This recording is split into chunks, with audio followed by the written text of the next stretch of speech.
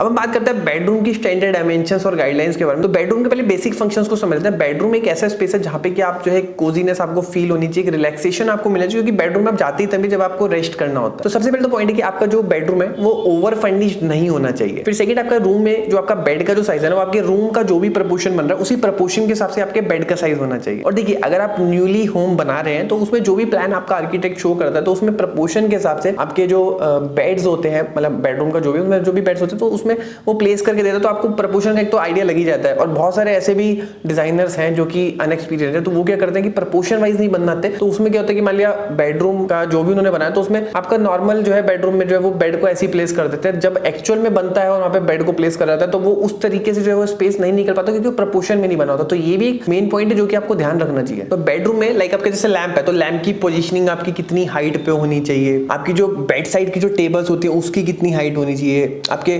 Furnitures हो गए। तो मतलब ये जो सारी चीजें जो इन्फ्लुएंस करती है आपकी बेड में फंक्शनैलिटी और फील को, तो इन्हीं सब चीजों के बारे में जो डायमेंशंस है उसके बारे में हम बात करेंगे। तो सबसे पहले आपको ये समझना पड़ेगा कि बेड बेसिकली होते कितने टाइप के, उसके साइजेस किस तरीके से होते हैं। तो सबसे पहले बात करते हैं ट्विन बेड के बारे में। तो ट्विन बेड जो है वो 39 इंचेस इनकी चौड़ाई रहती है। और फिर हम बात करते हैं फुल बेड के बारे में। तो फुल बेड की जो विड्थ है वो 54 इंचेस रहती है, जो कि 2 व्यक्तियों के लिए आराम से उसमें जो सो सकते हैं। फिर हम बात करते हैं क्वीन बेड के बारे में। तो क्वीन बेड का जो साइज है वो 60 इंचेस रहता है और 60 इंचेस में भी 2 व्यक्ति आराम से सो सकते हैं। फिर हम बात करते हैं किंग साइज के बारे में। तो किंग साइज की जो बेड होता है उसका जो विड्थ है वो 76 इंचेस रहता है। तो कहने का मतलब ये है कि आपका जो साइज है ना, जो फुल बेड होता है जिसमें 2 व्यक्ति सो सकते हैं, 54 इंचेस से लेकर के 76 इंचेस तक के बीच में आप रख सकते हैं। मतलब ये कोशिश करिए आप बेड के जो भी साइज रख रहे हैं वो साइज रखिए जिसके मैट्रेस जो है वो इजीली मार्केट में आपको मिल जाए। हालांकि ऑन ऑर्डर आप जैसा शेप चाहें, जैसा साइज चाहें वैसा मिल सकता है, लेकिन उसमें जो कॉस्टिंग है थोड़ी सी जो है वो बढ़ जाती है। अगर आप रेगुलर साइज में जाते हैं तो आपकी कॉस्टिंग जो है मैट्रेस की थोड़ी सी कम हो जाती है। अब नेक्स्ट जो स्क्रीन पे फोटो देख रहे हैं आप, देखिए आपका यूजुअली यहाँ पे बेड यहाँ पर प्लेस हो रखा है। अब उसके ठीक लेफ्ट साइड में आपकी जो है वो वार्डरोब आ रखी है। वार्डरोब का जो ओपनिंग हो रखा है ना, तो ओपनिंग होने के बाद जो क्लियरेंस आपको मिल रहा है उस चीज का आपको ध्यान रखना है कि ओपनिंग क्लियरेंस मिल रहा है कि नहीं मिल रहा है। फिर ओपन होने के बाद आपको जैसे लाइक इसमें आप देख सकते हैं 39 इंचेस का क्लियरेंस मिल रहा है, तो वो मिल रहा है कि नहीं मिल रहा है। तो ये सारी कैलकुलेशन आपको ध्यान रखनी है। फिर नेक्स्ट उसमें जो आपका पाथवे है, आपका जो पाथवे मान लिया आप देख रहे हैं कि इस बेड में आपका 2 साइड टेबल है। अब दूसरी साइड में जो है एक रास्ता दे रखा है। अब अगर रास्ता नहीं है तो वो एक अलग बात है। अब जैसे आप देख रहे हैं कि इसमें 28 इंचेस का जो एक पाथवे, एक पैसेज जो यहाँ पर क्रिएट कर रखा है, जो कि आपका सीधा जाके जो है वो एल शेप में घूम भी रहा है। फिर नेक्स्ट हम बात करते हैं आपके बेड की लेंथ के बारे में। तो देखिए, अगर जनरली जो नॉर्मल जो साइज होते हैं 6 फीट के अंदर, तो उसमें तो नॉर्मल बेड आपके काम कर जाते हैं। अगर आपकी जो हाइट है वो 6, साढ़े छह फीट तक जा रही है तो उसमें जो काफी सारे मैन्युफैक्चरर हैं वो ये रिकमेंड करते हैं कि आपकी जो बेड की जो लेंथ है वो 83 इंचेस तक जो है वो होनी चाहिए। और इसका ना सिंपली एक और फॉर्मूला भी है। अगर कोई भी व्यक्ति अगर बेड पे सोता है तो मिनिमम जो पीछे की साइड में, जो बैक की साइड पे जो एक बैकबोर्ड बनता है, तो वहां जो है वो मिनिमम 4 इंच का गैप होना चाहिए। और अगर कोई व्यक्ति सीधा जो अपनी लेग्स कर लेता है तो जहां पे उसकी खत्म हो रही है, उस लेग्स के खत्म होने के बाद जो बेड का जो एंडिंग पॉइंट है उसके बीच का गैप भी जो है वो 4 इंच मिनिमम होना चाहिए। फिर नेक्स्ट हम बात करते हैं आपके बेड की हाइट के बारे में। तो देखिए, बेड की हाइट यूजुअली 22 से लेकर के 24 इंचेस तक के बीच में जनरली होती है। फिर इसके बाद एक और फैक्टर आ जाता है कि आप उसके ऊपर जो मैट्रेस है वो कितने इंचेस का यूज कर रहे हैं। फॉर एग्जांपल, मान लिया आपको जो बेड की हाइट है वो 24 इंचेस लेनी है, ठीक है, प्रॉपर मैट्रेस के साथ। अब मैट्रेस मान लिया आपको जो है वहां पर आप 4 इंची का यूज कर रहे हो, तो बेड आप जो बनाएंगे 20 इंचेस का बनाएंगे। और अगेन अगर आप मैट्रेस 6 इंची का यूज कर रहे हैं तो उस हिसाब से आपका बेड की हाइट छोटी हो जाएगी। फिर आप 9 इंचेस का मैट्रेस ले रहे हो तो 15 इंची का आपको बेड बनाना पड़ेगा। तो ये सारे कंसीडर जो है वो मतलब जो डिसीजन है वो एक दूसरे के ऊपर जो है वो लिंक करते हैं। तो ये आपको जो पहले से ही जो डिसीजन लेते हुए चलना है। और इसमें एक और पॉइंट है कि अगर आप बेड की जो हाइट है वो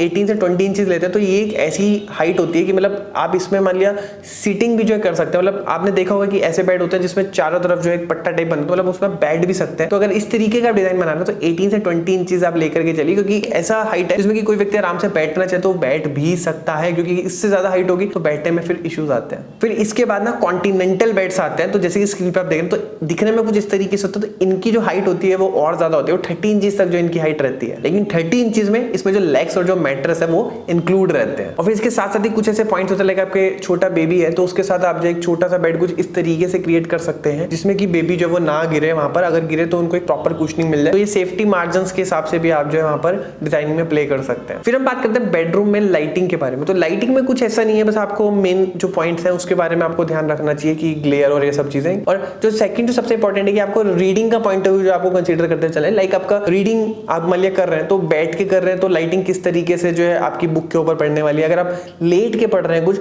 तो किस तरीके से पढ़ने आने वाली है। तो इस पॉइंट का आपको जो वो ध्यान रखना चाहिए। आपने देखोगे बहुत सारे 5 स्टार या फिर जो अच्छे अच्छे होटल्स हैं तो वहाँ पर इन सब पॉइंट्स का ध्यान रखा जाता है। फिर सेकंड चीज़ इसमें ये आती है कि मान लिया आप बैठ के मान लिया पढ़ रहे हैं फिर लेट के पढ़ रहे हैं, तो उसमें अलग अलग लाइटिंग तो लगाएंगे, तो उस किस तरीके से आप जो लाइटिंग को प्लेस कर रहे हैं कि वो एडजस्ट हो रही है, कि अगर आप बैठ के पढ़ रहे हैं तो भी वो हिसाब से एडजस्ट हो रही है, आप लेट के पढ़ रहे हैं तो वो हिसाब से एडजस्ट हो रही है। तो ये एक पॉइंट है जो कि आप ध्यान रख सकते हैं। और फिर जैसे कि मैंने आपको भी बताया था एक फोटो के माध्यम से कि आपका जो बेड है वहाँ पे एक जो फ्री स्पेस होना चाहिए 28 इंचेस के अराउंड। तो इसमें क्या है ना, मैंने आपको जो स्पेस बताया ना, ये अगर बहुत ज्यादा स्पेस हो जाए, कई बार आप देखोगे कि बेड के आगे ना 5-6 फीट का स्पेस जो है वो खाली रहता है, तो इस तरीके का स्पेस भी ना एक बहुत ज्यादा जो है वो गंदा सा लगा है, तो ये इसको बेसिकली हम डेड स्पेस बोलते हैं। तो ऐसा मैंने आपको कहा कि स्पेस छोड़ना, इसका मतलब नहीं है हमने बहुत ज्यादा ही स्पेस छोड़ दिया, सिर्फ उतना ही स्पेस छोड़ना है कि आपका जो बेड है वो सफिशिएंट लगे, ऐसा लगे कि बहुत भरा भरा भी ना लगे और दूसरा है कि बहुत खाली खाली भी ना लगे। फिर हम बात करते हैं आपके बेड साइड के टेबल के बारे में। तो बेसिकली टोटली डिपेंड करता है आपके बेड की हाइट कितनी है। यूजली जो इसका जो साइज है वो 20 इंच से लेकर के 30 इंच तक के बीच में रहता है। अब अगर बेड है और बेड में अगर आपको रीडिंग लैंप को देना है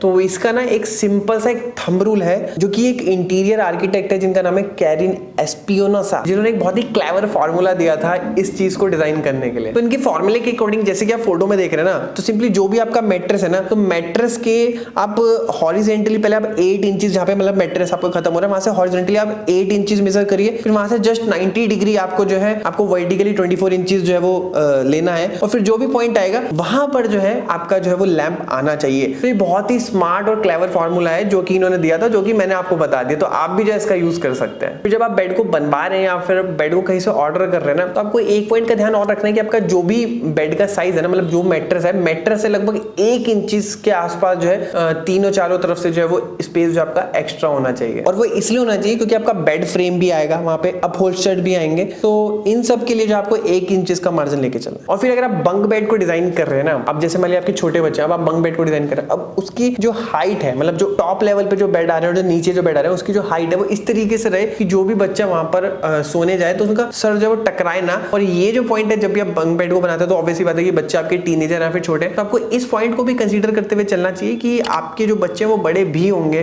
तो उस पॉइंट को इस तरीके से कंसीडर करेंगे एटलीस्ट आपका 5 से 7 साल जो वो बंक बेड वो चली जाए, मतलब उसकी जो कॉस्टिंग है वो तो एटलीस्ट रिकवर हो जाए। और दोस्तों इस तरीके के बहुत सारे छोटे छोटे टिप्स ना मैं इंस्टाग्राम पर रेगुलरली डालता रहता हूं, तो वहां पर जाकर के भी फॉलो कर सकते हैं। और वीडियो अच्छी लगी तो वीडियो को लाइक कर सकते हैं, कोई भी क्वेश्चन है तो आप नीचे कमेंट बॉक्स में पूछ सकते हैं। मिलते हैं नेक्स्ट की वीडियो में, तब तक के लिए जय हिंद, वंदे मातरम।